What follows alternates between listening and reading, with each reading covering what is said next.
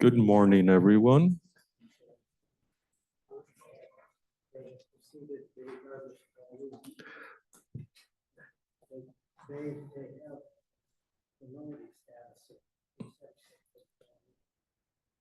So, good morning, everyone. It turns out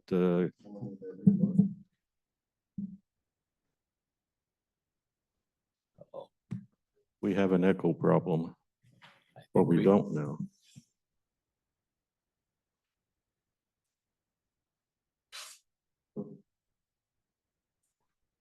Okay. Good morning, everyone. It's not only an echo problem, it's delayed. My goodness. We have an echo problem, but we don't know. Oh, well.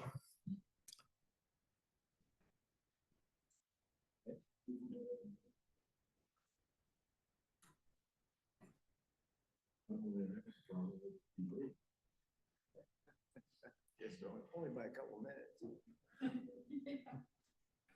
You know, if you have a speech problem, there is a technique called audio delayed feedback.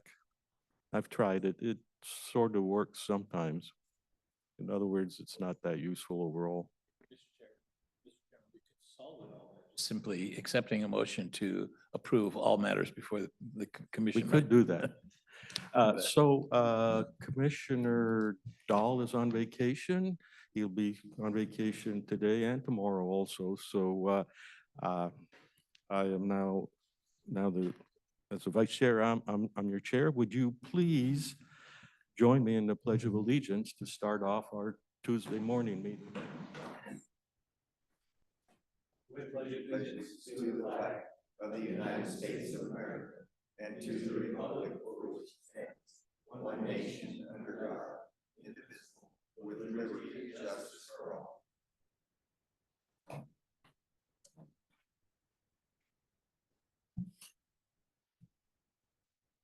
So today we have a fairly light schedule, so I hope for some good positive public participation. At the moment, let me turn it over to Commissioner Weber.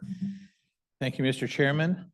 I have had an opportunity to review the minutes of our meetings from last week, and they appear to be in order and accurately describe the discussions that we have. And I move the approval of the minutes as submitted. We have a motion to approve the minutes. Any comments, questions? I see none over the net either. I call for the vote. All those in favor, please say aye. Aye. I vote aye also. The motion does pass. Thank you. On today's consent agenda, we have a call for bids for the headquarters landfill transportation of rock materials. And that meeting will be scheduled for June 26th of this year at 1:30. That is a request for bids on the delivery of some 110,550 tons of rock and gravel. That's all needed for the construction of cells in the landfill as we continue to develop landfills for the receipt of various types of garbage that are sent there. Drainage is important in landfills. We have to try to capture as much of the rainwater from on top. And as the leachate, as material decays, it creates, for lack of a better term, stinky water that has to be treated. And so that's separated, and then drainage is facilitated by the use of the gravel, among other layers of soils. So that'll happen on June 26th. Under our agreements, contracts, and bid awards, we have a proposed supplemental agreement number 2 for Columbia West Engineering for materials testing. And that's merely to extend the expiration date of that project because they're continuing to work on a project that has yet to be completed. And it just simply extends the deadline to the end of this month. No change in the costs. Next, we have recorded temporary possession, and we have a temporary possession and use agreement with Christina Schneebly Dills for a portion of the right-of-way on the improvements of South Cloverdale Road. We have a major realignment project trying to straighten it out and widen it, including space on the shoulders for bike lanes. And that requires some acquisition of right-of-way. And so this helps provide us with a temporary easement as part of that project. Our next item is a contract amendment number 3 with the Washington State Healthcare Authority to extend the contract of the use of medication for opioid use for our guests at the county jail. We've discovered that it is important to maintain their medications if they're on medications for opioid addiction when they're in jail, because they don't have access to their doctors and we have to provide the health care. And rather than have them go through withdrawal and the bad behaviors that are a result of people going through those experiences, we've been doing that. The state has offered us $80,000 more for a program that costs about $668,000 a year. So the state will be coming up with a total of $437,000 of that amount. The rest of it comes from county funds. And that's an adjustment of about $80,000 that the state is picking up. Our next agreement is with Columbia Land Trust to provide funds for supporting noxious weed control with our noxious weed board program. That's on land that they control on Abernathy Creek. Columbia Land Trust is doing a lot of salmon restoration work on the lower stretches of Abernathy Creek. So noxious weed control is pretty important. And that's about a $3,300 grant that agency is providing to the noxious weed control folks.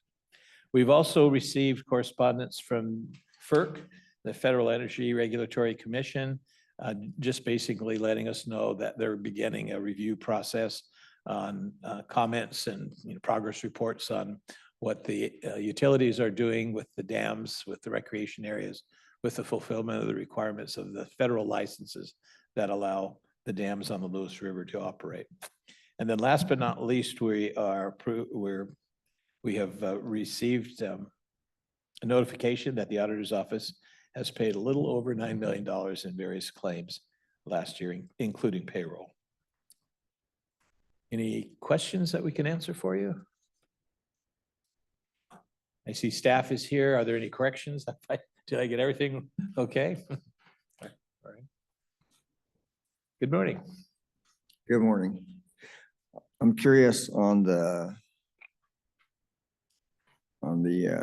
fourth item.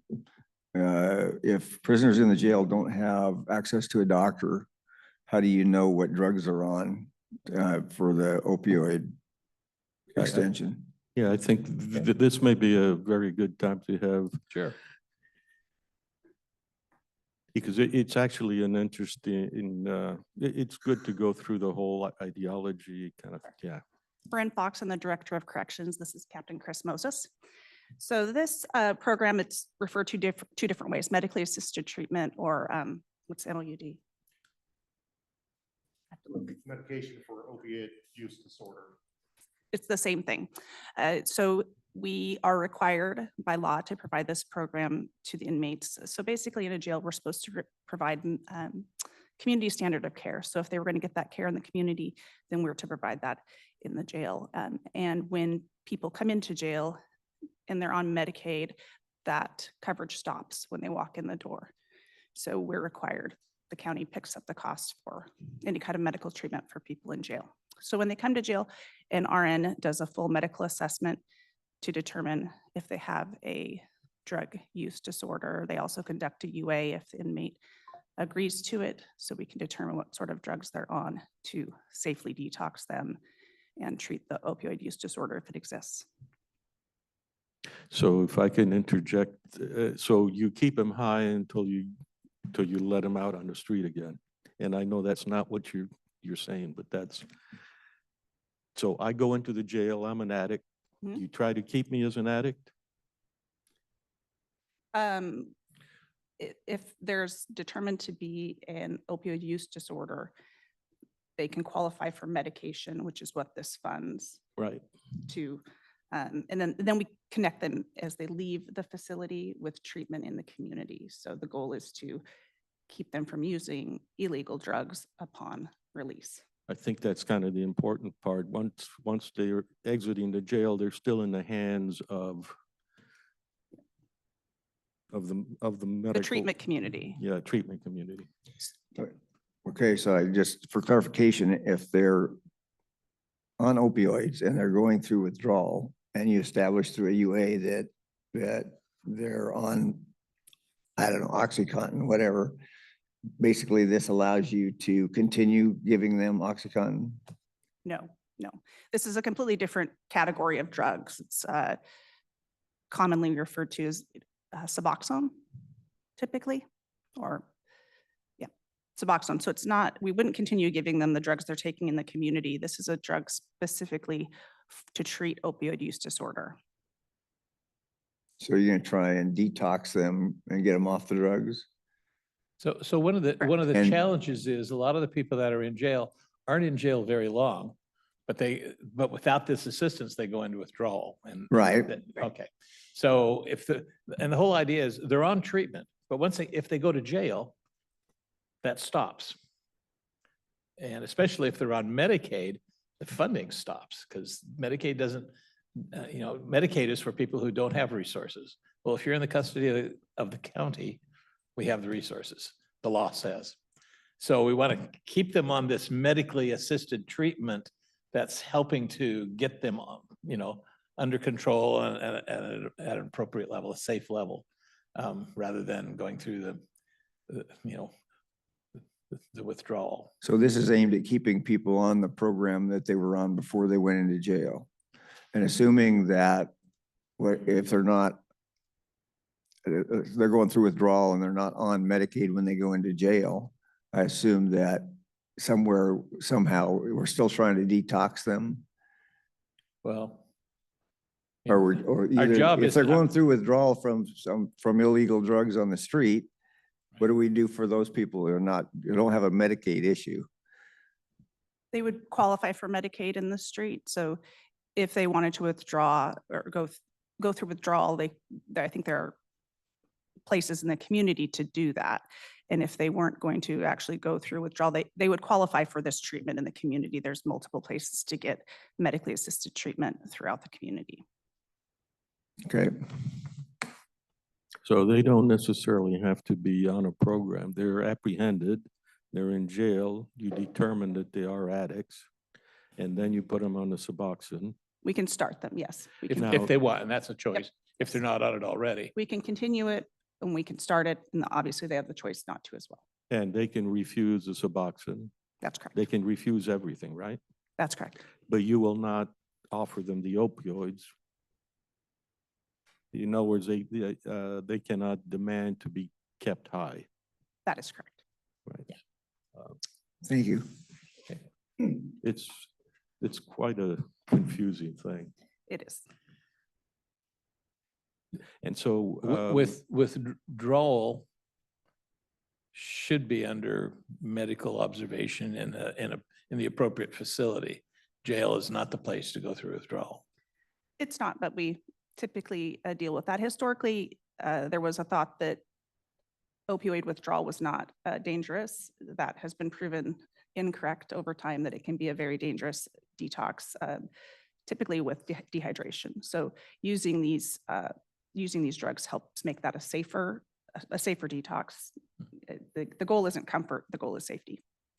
Does this also handle alcohol addiction or other drugs? Alcohol is a component of this as well. And for alcohol, how do they treat that? Not with Suboxone, or does that also help? There's a separate drug, and I couldn't tell you what it is, but Yeah. it's a that's a very serious detox as well as benzo detox.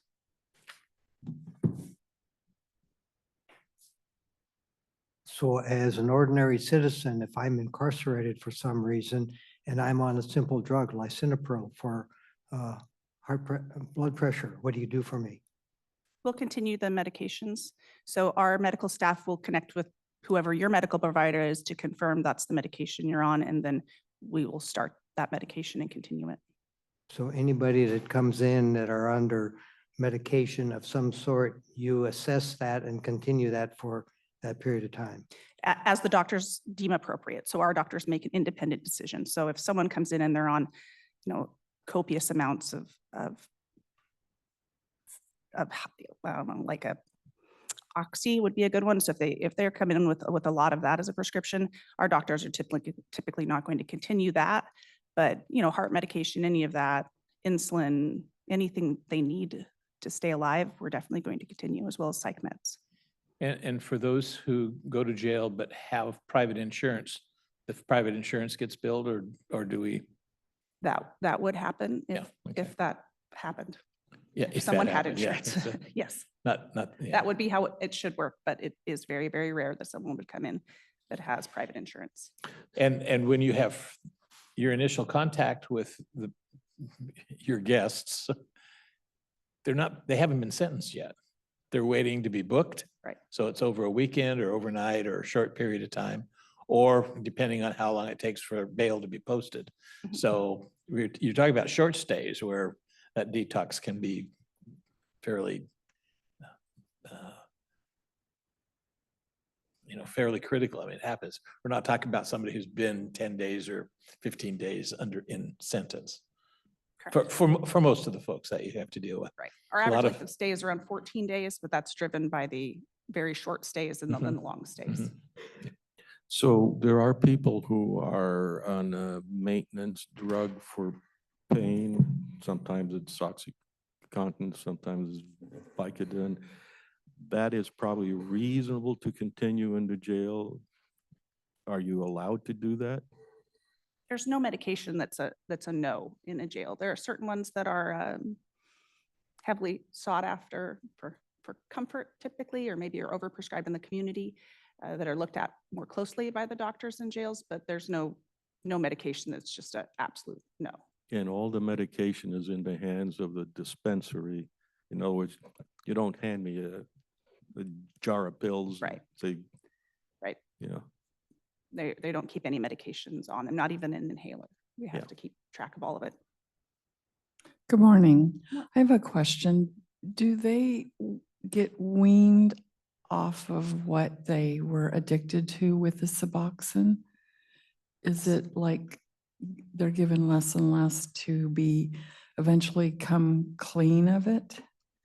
That's what I understand. I think that's the goal with any opioid use disorder medication.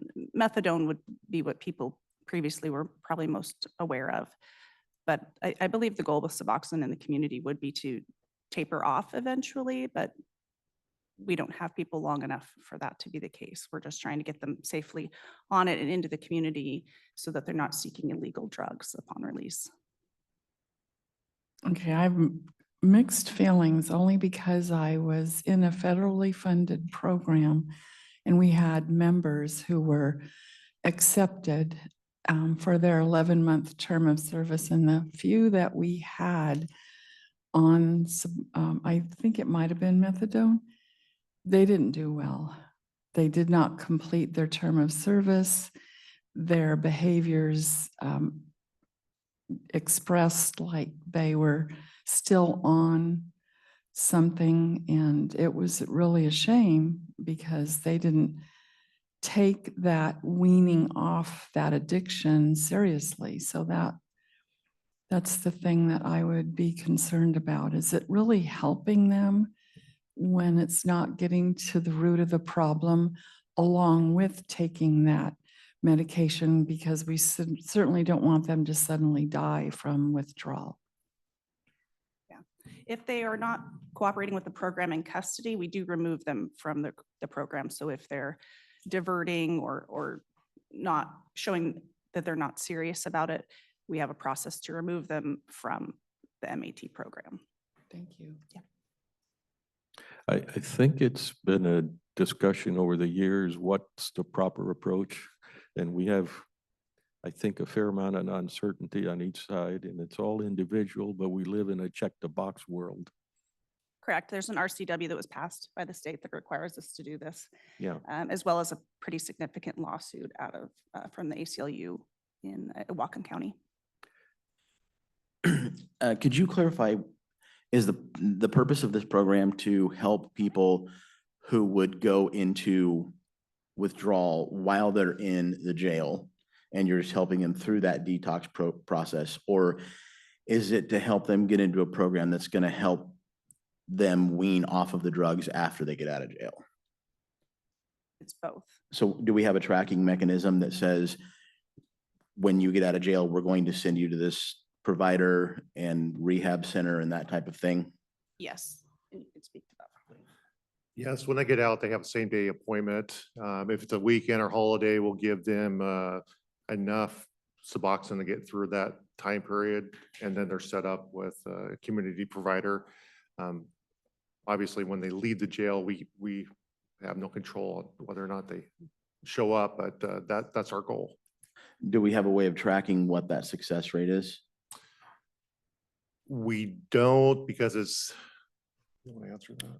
Well, once they leave, we don't have the right to their medical records. So So what- we're once they go to treatment in the community, once they leave our doors, we don't have the right to their medical information because of HIPAA. So that makes that tracking into the community complicated. We looked into that on the front end when we started this and found it a pretty high hurdle. So I understand you guys are enforcing the law, and I'm not, Right. I don't want this to seem like we're coming down on you. But so we're starting a program that we really have no way of knowing whether or not it's being completed and or that they're following through. We started this program we started it early, maybe 2020, 2019. So as I stated, we're required by state law to do it and required by Yeah. lawsuits to do it. But to answer your question, we're taking care of them while they're in custody. And we're trying our best to connect them with resources when they get out. We don't have very much control or any control over what happens when they get out. But our, two-prong, one, we want to detox them safely, not have bad outcomes that lead to bad liability for the county. And two, we're required to do this. We're required to try to get them connected with this treatment so that they continue when they get out of custody. How much flexibility do you have with regards to certain variables within the program while you're implementing it in the jail? And what I mean by that is my experience has been, unless they voluntarily go into a program like that, they're not going to stop. There has to be a reason or a motivating factor in their life that pushes them to do that on their own. When they're in jail, they're not doing that on their own. It's something that we're putting on them in the process. So is there some sort of, can we add to the program, maybe consulting with them, talking with them about wanting to get off of drugs? Because if we're just putting them into this situation and then we just let them back out, it seems to me we're just babysitting them during the interim. We're giving them what they need, and then they're back into society, and you'll probably see them again in the near future. Sure. We don't require them to do it. So it is voluntary. We don't have the right to medicate anybody in jail for any reason without a court order. We are having groups, or treatment should be a component. We in the past have had groups when COVID and all the things that have happened kind of pushed that by the wayside. We met with Core Health recently to partner with them on a few things. They inquired about bringing some groups back in. So yes, that should be a component. That works better in a prison setting because of length of stay, but it is something that we should and are working on providing. Hold on. Along those lines, my impression is that you will have people in jail for longer than 2 weeks. You might have somebody that'll be there up to a year. Is that a different category than those that come in and out quickly? Well, when someone comes in and out quickly, the odds of us really getting them on this program and connected is slim. I mean, we need at least probably 2 weeks to do that. Right. So we're, for the short stay, we're just getting that detox done safely and then. Oh, I understand that. I'm asking, is there, so I come in and my stay is indeterminate, but then I'm convicted and I'm going to be there for another 9 months. And I'm on Suboxone the whole time, Yes, unless I ask you to taper me off, ask for your help, and you're happy to do that. right. Or if they don't follow the program. And then am I ever in your jail for a couple of months and then I go on probation or on some kind of a parole? Yes. Is that not a mechanism by which we can actually be a little more invasive in what they're doing? They have to go to get UAs and all that kind of stuff. So we do have the data of the universe. We at least have a Right. view of this much. But I think your question is completely appropriate that many programs, I think there's no desire to get solid metrics, solid data. It just shows that we're trying really hard, but we're not hitting the right formulation or solution. We know that because if we just step back and we take a look at how successful we are just by the numbers in the society, do we have a drug problem or not? And the answer is, getting worse every day kind of thing. And the same thing for education. We pour a bunch of money in it and we're not getting very much. Yet everybody brags about their statistics, but they're very false and misleading. The So other piece that made the statistics on this difficult is that we started a full expansion of this in early 2020. And so then then COVID hit. So a lot of people got out of jail that would have normally been in jail. And the Blake decision happened. So we probably would have had some good before and after to look at. But because those things happened in the middle, it would be difficult we just don't have that data anymore because it doesn't exist in the same way, which is unfortunate. Yeah. To Commissioner Mortensen's point with regard to the probation, at what point in the process is drug court involved? When do you involve them? Obviously, the felony has to be involving drugs. But are you guys involved in that with regards to helping them rehab out of the stuff that they're on? I'm not sure I understand the question. So during the probationary or when they're in jail, Mhm. if it involved drugs, Mhm. when does the drug court option get involved or offered to them? Typically, that's done with their defense attorney. So the defense attorneys, So it could Take the be lead. a month or 3 months or whatever. Right. Okay. yep, we're not heavily involved in that, and we help connect them through our online request system. But the connection from the inmate to drug court entry is typically done at the defense attorney level. Are you guys involved in any of that once they go into that program? I mean, if you're giving them the medication that you're giving them and they go into that program, are you guys still involved in that after Not- that point? No, not unless they are sanctioned and come back to jail. So you're So remember, only, the effectiveness of drug court is you don't go to jail if you Right. do the treatment. So you'll interact with potential drug court clients during that. We're waiting for booking, you're waiting for the charges, but once it's determined that they qualify, the prosecutor has to decide if they qualify for drug court program, then they're out of jail and unless they misbehave.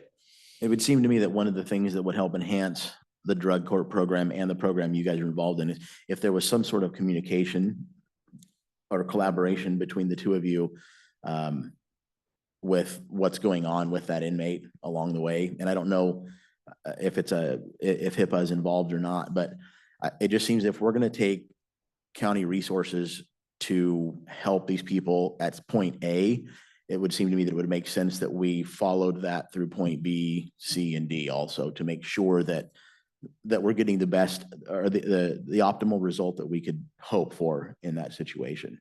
have some sort of collaboration between those organizations that are involved in it. And we do collaborate with them kind of at their request. So, drug courts run by them, Yeah. but they certainly keep an eye on people that are in custody that are on their program, and we'll send them incident reports. We will communicate with them if we know the drug court client's incarcerated and not doing what they should be doing in our facility. So they're pretty aware of who's in jail and, which one of their clients who we have of theirs. Yeah. Thank you. Again, that's a very pertinent question, and that it applies across the board on the welfare system. We have so many welfare agencies, and trying to keep track, continuity, yeah. Frequent flyers, that's a concept you've heard before. Do you see frequent flyers that are involved with MAT as inmates? We saw you last month, we see you again and again. I would say that's very typical of the drug users in our community, to see people again and again. Yes, I believe, I haven't ran our numbers in a while, but it's pretty typical to have 70% recidivism. So 70% of the people that walk in our door, we've seen before. So that's a partial answer to your question. Yes, just off the cuff. So let me continue with this line more in a generic fashion. The piece of incarceration is normally only a small part of a legal or judicial process. So there is a continuation that we are still society involved in, whether it's the prosecutor's decision, the judicial system, and the legal representation, whether it's private or public representation. So I would presume that the discussion should not end as they walk out the jail. There should be a record saying, were they cooperative? What was the discussion? Giving the judicial system and the rest of the system and the prosecutor defenders some idea of how to do best for the individual or the situation and society. So I'm just continuing. We're doing the same thing with homeless housing, everything else. When they walk out the door, well, they supposedly have housing, but that's not by any means the end of the situation. The train continues for a long time to try to get to a success. And see, representing society, we'd like to know how we get to successes and even be able to celebrate those, but we don't find many. You also would like to know how much you're paying for that success. Absolutely. What is the cost to society for us in doing that? And again, we're getting this, oh, well, the city of Longview isn't having to pay for this. We're getting grants, we're getting all these federal funds. We are still all paying the bill.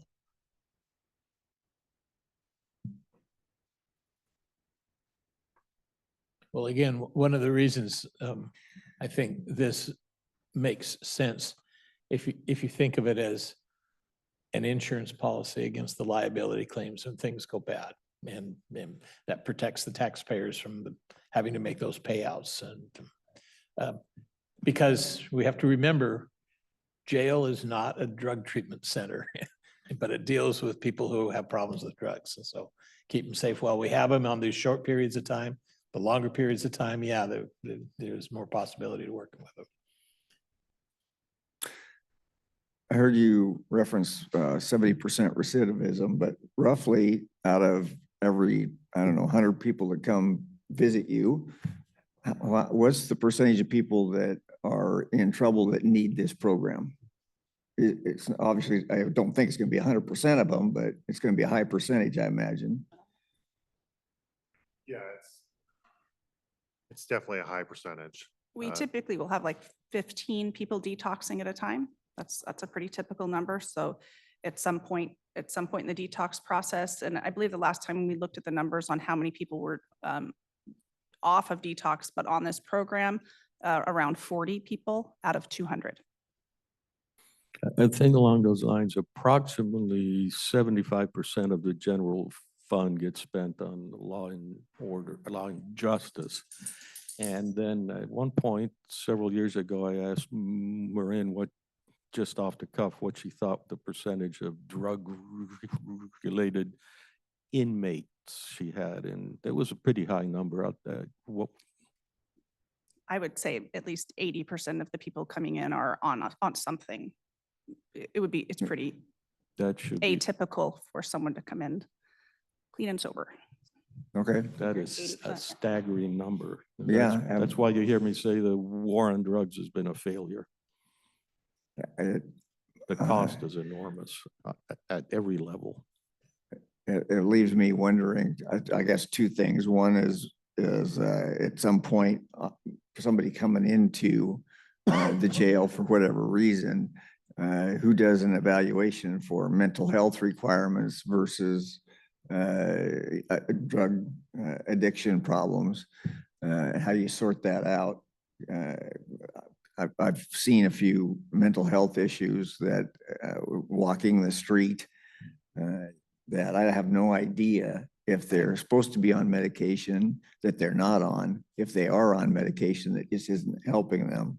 I mean, I don't know, how do you break those things down when somebody's walking through the door that they came in and the officer suspected it was a drug problem, but it's actually mental health? Right. I think that's a big challenge for us to know and to separate out mental health and substance abuse. And which is what, and sometimes we know a lot of these people, so we know that after a period of time, this person detoxes, they still have mental health issues, but they're not going to be quite as bad as they were when they came in. But we get people that we've never seen before, and we don't know which one, and it's kind of a wait and see. We have mental health counselors, but often if they come in and they seem very, very out of it, we're going to see it after a week or so. Is that mental health? Was that drugs? Or was it both? How much of that can you sort out with a UA? Well, I mean, that'll tell us if they're on drugs, but we won't necessarily know about the mental health aspect until we get the drugs out of their system. But we also talk to other facilities. Our medical department is able to access their pharmaceutical records to see, have they been on psych meds in the community or in other communities? How long has it been since they've been compliant with those? So we're pulling resources to try to put together a picture on inmates that we don't know. And just it is a little bit of a mystery. Like you said, we don't always know which is what either. And often it's both. The thing about mental health, it's often defined in practice with the perspective on society. Like cannibalism, we find horrible, and somebody would be sick in the head to be a cannibal. Yet we know there have been cannibal societies, and that was the norm. I think we have to be very careful, and there's no way the jail can figure out anything of that nature. I'm not sure even the psychiatrists can, but they keep employed because they say they can. Okay. Amazing.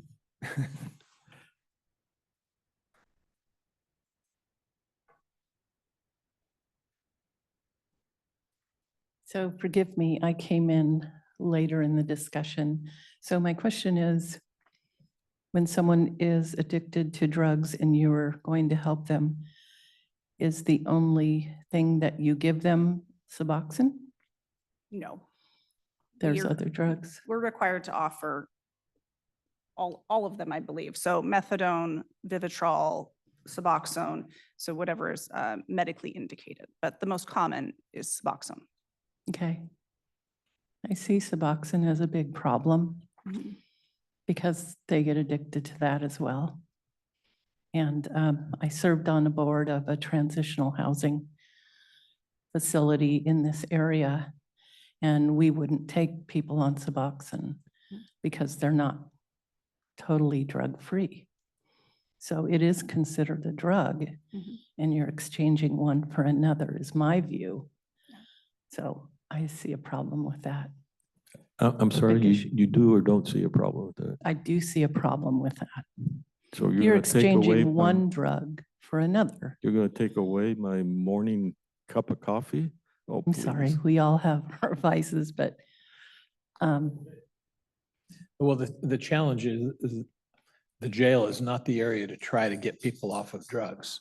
We don't have them long enough, for the most part, we don't have them long enough. So we need to keep them at least safe enough so they don't die on us. And it gets right down to that. That's been the problem. That's been a huge threat.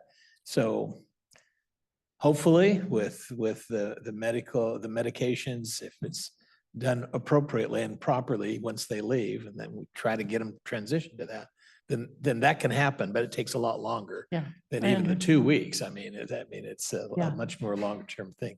But I understand jail's not that. the place for drug treatment. And Yes, I agree. But I just wanted to say, I believe the Suboxone is a big issue. So, thank you. So I don't see any hands up. Any other comments? I don't think we have a motion yet. yeah, You did Oh, make the did motion? we? No, I don't think I so. went through it, didn't I? Well, then I move that we approve the consent agenda as presented and discussed. There's a motion on the floor to approve the consent agenda. We've talked about it aplenty. I see one Q&A. Let's see if that's germane. And I see nothing. I call for the vote. All those in favor, please say aye. Aye. I also vote aye. The motion does pass.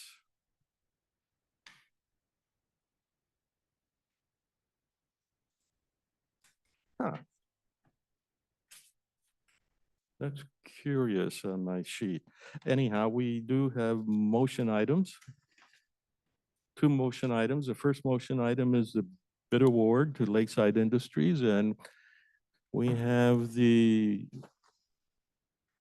2023 County Engineer of the Year, 2022, 2021, 2020. 2020. Mhm. You know, we have so much fun that time just flies by. Yes, it does. Well, what's happened to the other 3 years? What's going on? You slacking off? That must be it. Okay. We're not getting anything accomplished for you guys anymore.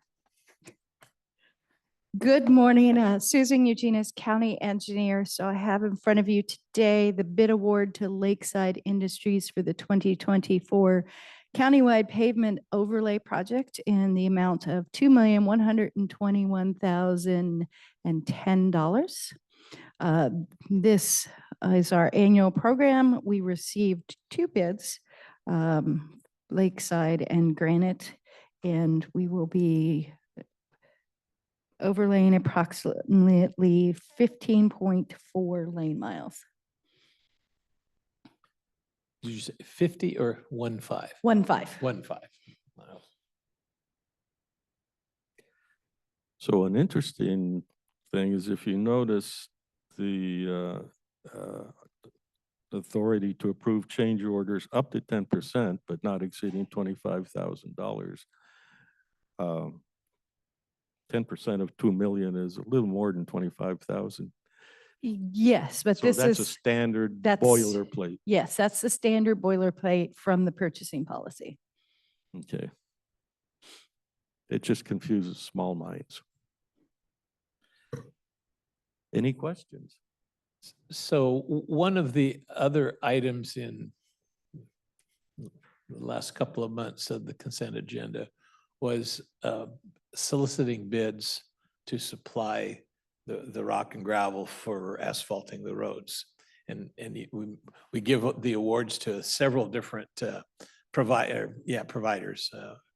And so that secures the material. Is that restricted to county forces using those materials for repairs and maintenance? Yes, those are the bidders that the providers we can go to as county when the county forces are doing jobs. It provides us shoulder rock, cold mix and hot mix to do pothole repairs. We do have a small paving machine that we do small repairs that are not included in this contract. Those are the items that those are used for. So this is the labor materials, the entire contract. Thank you. Appreciate that. So recently I've seen a tool called the Zipper. Yes. Is that of any interest to us? So I know that the You'll define for them the Zipper. the Zipper is it peels back the asphalt for repairs. It's a form of grinder.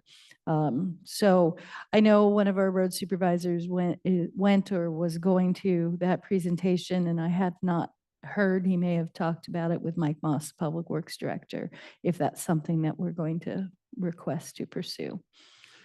My guess it's fairly expensive machine. That is my guess. And you probably have an idea what it does. It's kind of like your street bed wasn't set properly. And so it actually it doesn't just put a hot melt on top. It just grinds up a bunch of stuff and gets in deeper, and you redo the bed in a narrow area. Is that something you would typically desire to do but don't do because it's too expensive? We really haven't looked at that through most of our locations. We are, so the first portion of the Dike Road project that we did down in Woodland, we ground up, the contractor ground up the pavement and then mixed cement into the base to give us a stabler base, and then repaved it, which is the method that we're going to use for the second portion of that project. So we have never looked at it on a small scale, just on some larger projects. And I assume it worked out, and that's why you're doing it again. Yes, the portion that we did has maintained its stability. That's on the Dike Road? Yes, Dike Road south of Wayland. Okay, thank you. So for a really expensive piece of equipment like we talked about, the advantage for acquiring it comes when you've got more urban density roads, a lot of traffic. And at a certain point in time, as our urban areas do grow, you know, the subdivisions that are going in off of Hall Road, for example, or the developments in Lexington, quite a few new constructions. And, you know, you get to that certain point where you need more appropriate equipment to do urban area road maintenance, I'm assuming. And it's a matter of, are we there yet? And I think that's what your staff is trying to decide. Does it justify? Yes. Well, it's a complicated formula because among other things, there's a cost of, does it speed up the repair so you don't have to interfere with traffic? And that's something government typically doesn't do very well, is assess the damage it does to the commerce, if you will. And we do know the less disturbance you have, the better solution it is, but we don't quantify it. And it may justify an expensive piece of equipment. That's part of my favorite speech of what if the Lewis and Clark Bridge were not operable? What is that to the economy of the state? And I think it's a nasty number. Well, we would probably revert back to the old fashioned ferries that used to run between Rainier and Longview back in the early days, but that's, the capacity is much We go less. back to the log rafts. Well, maybe not the log rafts, but So- however, good discussion doesn't have anything to do with the issue because Lakeside Industry is taking care of all the equipment and stuff. Yes. Yeah. Right, so I'm seeking a little more description of what the $2.1 million countywide pavement overlay project entails. Does that include the preparation of the asphalt, preparation, the placement, the materials, the equipment and everything? Is that a complete project, or is this only part of the asphalt overlay or placement project? So this is the complete project minus the crack sealing. So this what? crack sealing, some of the locations our road crew will go through and seal up some of the cracks that are in the pavement or dig out any bad spots. So if there's a rough spot, they'll dig it out and repair it prior to this coming through. On this particular project this year, so up on Barnes Drive by the Space Age fueling. If anybody's driven up there, we apologize about how horrible the pavement has gone.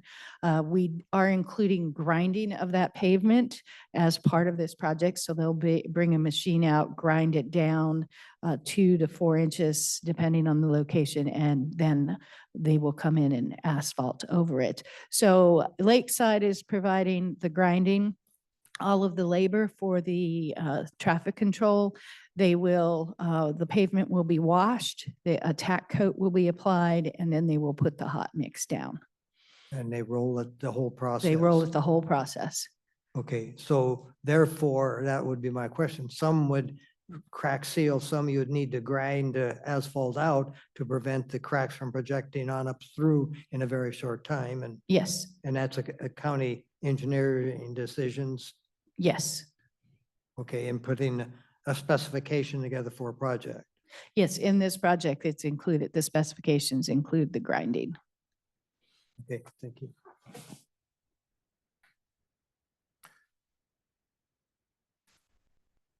We ready for motion?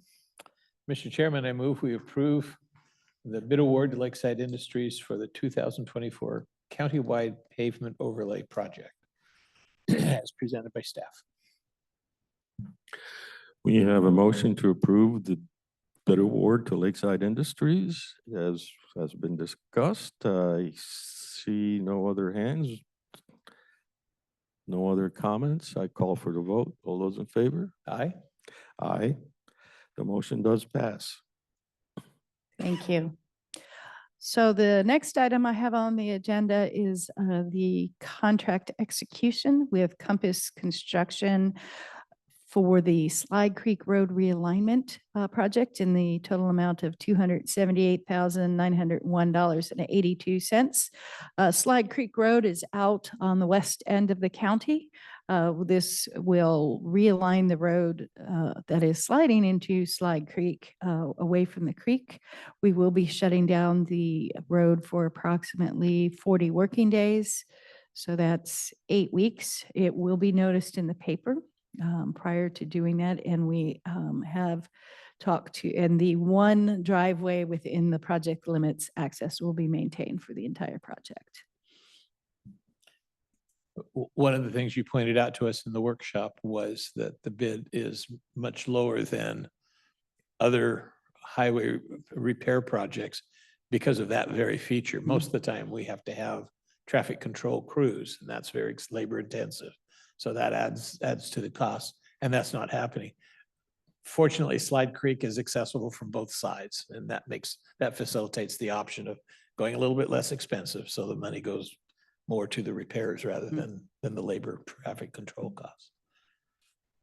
I take it Slide Creek is eponymously named.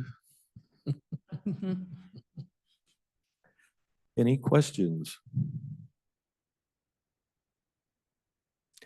I see no questions. Mr. Chairman, I move that we award a contract to Compass Construction Northwest for the Slide Creek Road realignment project as described by staff. We have a motion on the floor to approve the contract with Compass Construction. I see no other comment requests. Let's vote. All those in favor, please say aye. Aye. I also vote aye. The motion does pass. And that's the end of the motion items. Let me quickly see chairman updates. I'll leave those for when the real chairman comes back. And for today, let me advertise the June 5th Wednesday meeting. That would be tomorrow, is a 2024 budget amendment review. Not trying to be anything, but it's probably useful, but not too entertaining. On the 12th, that's a Mr. week- Chairman, are you suggesting it could be to some people boring? Did I say that? On the 12th, we have something that I'm particularly interested in is the animal control code and then the quarterly ARPA updates. Those should be interesting. We've recently changed the way we do animal control in the county, and I'm just anxious to hear how that has turned out, and I'm assuming that's what we'll hear there. And a week after that is the Juneteenth holiday, so that is canceled.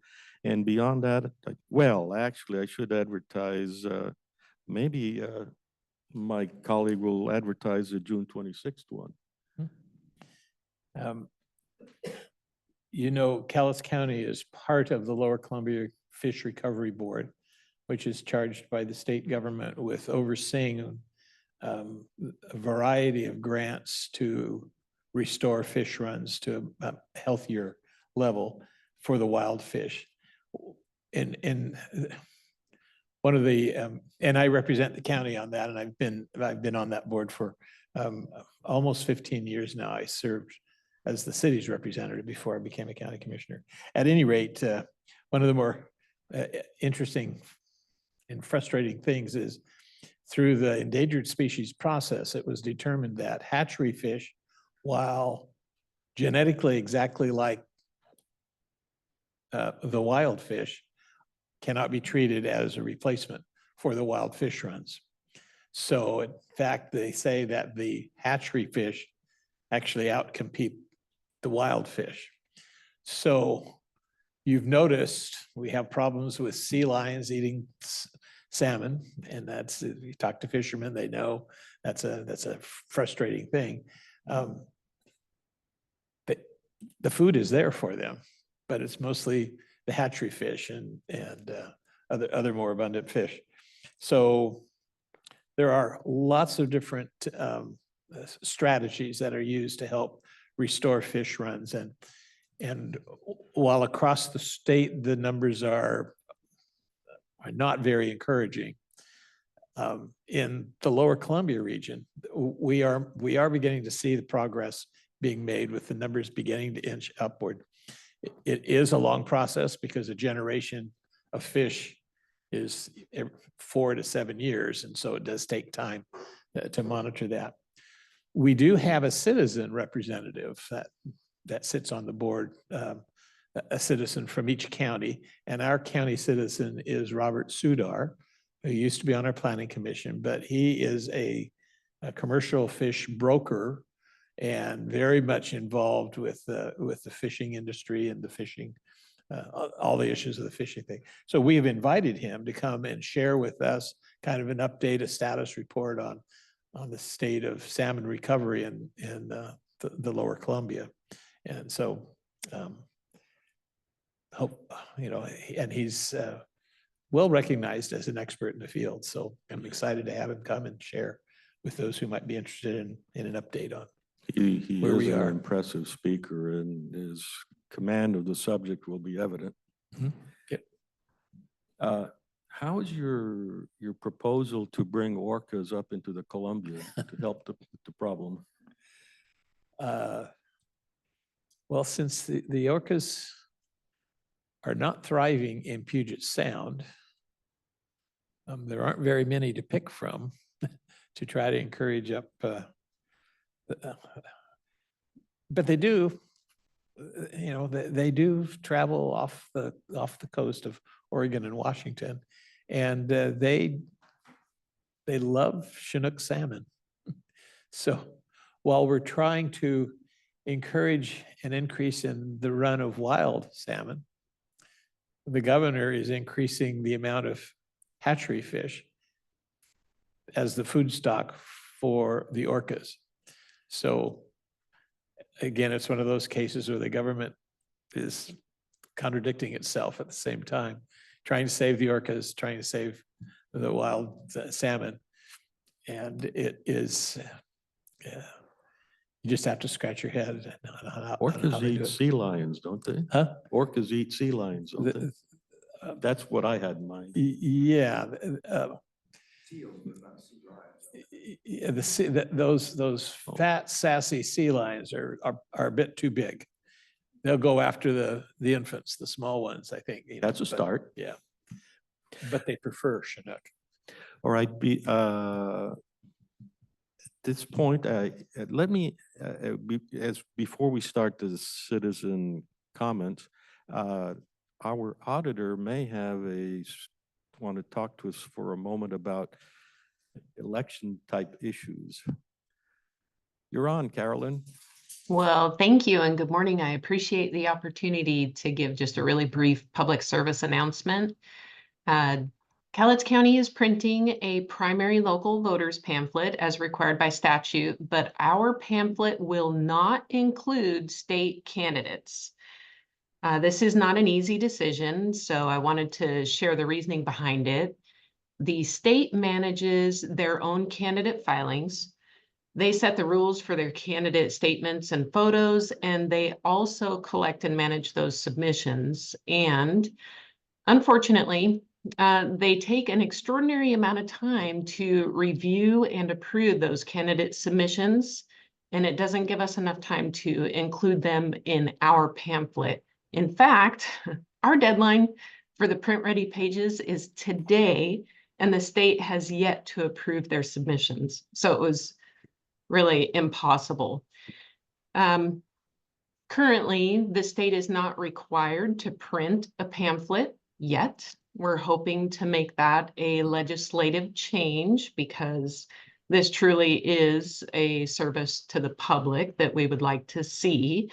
And in the general election, voters will see both state and local candidates because the state does print their portion of their candidates and then they combine and print with our pamphlet. So that's why you're seeing both in a general election. But it's difficult not to include them. So I'm trying to get the word out there. We will be also issuing press releases on the subject. And most difficult, I think, is our somewhat local state candidates. So when not all state candidates are truly state candidates, our state reps, 19th and 20th legislative district reps, they seem very local, but they are not local candidates. So this is not an easy decision. So so for the primary, we will have the local ballot, the local pamphlet as you've defined. Yes, state candidates can be found in the online voters guide, but they will not be included in our printed local voters pamphlet that's mailed to every household. Carolyn, will you be sharing that information in that pamphlet? Yes, the I'm putting a state doesn't- notice. Yep, front page of the pamphlet. It's going to have a notice, find state candidates and guide people where to go. Thank you. We have someone at the microphone. Will there be a link on your webpage to get to the state candidates? Yes, we primary? always have that link on our webpage, but honestly, people prefer the printed guide. I prefer it myself, but that is always on our webpage for all elections. But in this particular case, in the primary, we will go above and beyond. We'll have a laptop available for those that are lacking online access. We'll assist anybody that wants to come in and view the guide online if they don't have access, but we just can't get them included into the pamphlet. And you mail the guide out to all registered voters? Yes, we mail the printed pamphlet out to every household, not registered voters. The Every difference household, yeah. being that the voter pamphlet is supposed to serve as a notice to those saying, hey, there's an election coming up. If you're not registered, be looking for your ballot. If you're not registered or there's a problem with your registration, now's the time to contact us. So it's mailed to every household, not to every registered voter. To every household in the county or to every household that has a registered, at least one registered voter? Every household in the county. So Yeah. even those that don't have registered voters, they'll get a local voters pamphlet. And that includes post office boxes? Yes. And there's always additional copies available at local post offices and our office. and the Democratic and Republican headquarters? Oh, yeah, definitely. We don't have an address yet for the Democratic Party. Typically, they only host a headquarters in a presidential year, but we'll definitely bring some over to the Republican headquarters. And as soon as we have an address for the Democrats, we'll get them some as well. Approximately what number of addresses is, how many copies are going out in the mail? You know, that's a good question. If I had to guess, I would say roughly 30,000, but I'd have to follow up with you and look at actual print numbers. I don't have that information off the top of my head. Okay, Well, I have one other update.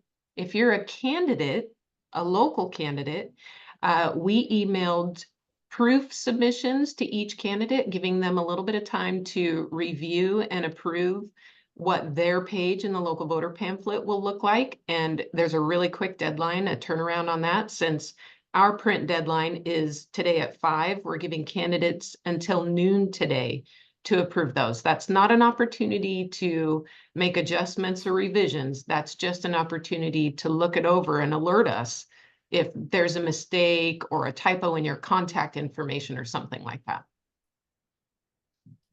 Yeah, in the Yeah. past, there have been some mistakes that have driven you crazy, as I recall.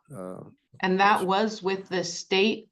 Yeah, unfortunately, we did attempt to print state candidates in the 2022 primary.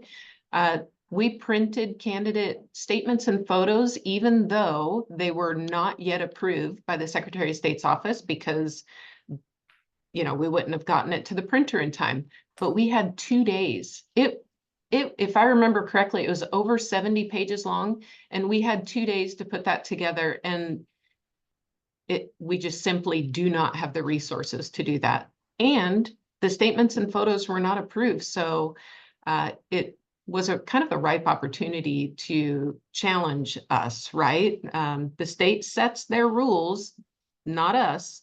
So if the state later deemed that a candidate statement was disqualified due to not meeting their rules, we would have already printed it in the pamphlet. No easy path forward in this situation. We have a gentleman at the And what is your microphone. mailing date of those pamphlets? So the pamphlets, they give us a big window, but the pamphlets are going to go out anytime between mid-July and the last week of July. We really like to time that about 1 week prior to ballots being mailed.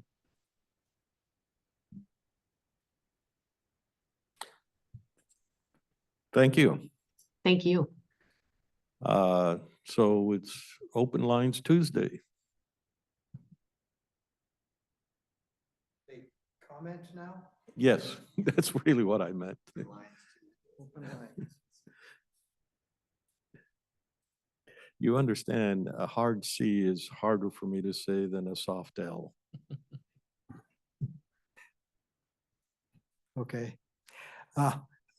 We see that the city of Longview is having a homeless workshop on Thursday at 6 o'clock. I'm sure that that'll have a big bearing upon the county in working with your homeless program. So I'm hoping that there will be participation, et cetera, and preparation so that we can have an integrated program for the city of Longview as well as the county. Do you have any expectations or any idea what will be accomplished there or? Well, my first question to the city of Longview would they please, they're working on budget for this year. Budget for this year should work on budget for last year. They should have a true accounting of the tally of what the homeless program, all the homeless program in the city of Longview cost, not just the citizens of Longview, but through all the grants and everything else, the participation by the workshops, I mean, not workshops, by the city crews, et cetera, so that the citizens can have an assessment of what the cost of this program is. unfortunately, we've not been getting very clear results out of what the program is doing. They say they'll give us a number of how many checked out of the camp program. And of course, and say that there's so many in permanent housing, but we also know that permanent housing is kind of a nomenclature. It's just move from one house to another. It does not give us the success of a program. So we, the citizens and you, our represent our county, certainly want to know what we are contributing to, because they're going to be coming back to you to use our money and ask for our money in supporting the program. So I'm hoping we're all integrated, because it is certainly a model, at least in positive form, for our entire county, and it affects our entire county, what City of Longview does. Mr. Chairman, do you expect the county to change its policy of putting document recording fees for affordable housing projects? I haven't heard any interest in making any changes. I really haven't heard any discussion on it Yeah. either. That's kind of what I was asking. What's going on in Yeah. the wind? They haven't used document recording fees so far, from what I understand. Well, are they still working off of their own document recording fees? I think they voted to merge back in with the county on their own fees, or are they still taking their own document recording fees? No, it's merged back into the county. Okay, so we're merged together on that. But they didn't use the document recording fees before. They got grants to cover the expenses and their own ARPA funds for construction. At least that's my understanding. That is not to say they did not spend the money. That Mhm. is to say that they funded their programs with grants. Mhm. Yeah. Key it's- point being is that the meeting is finally getting back to not looking at the program, because of course, you need to know what you're going to fund and budget for the upcoming year. The City of Longview signed a 2-year program with Salvation Army with the old council, before the new council came in. So there's certainly some things already committed to, I'll say.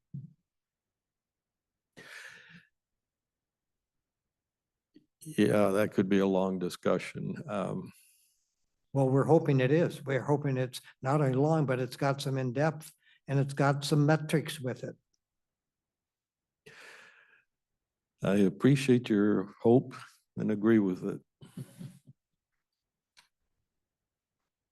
Other comments? I don't see anything else. So do we have a miscellaneous?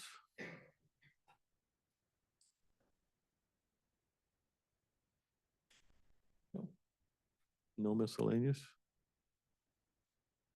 Well, in that case, I think we're done for this meeting. This meeting is now adjourned. I thank everybody. Thank you.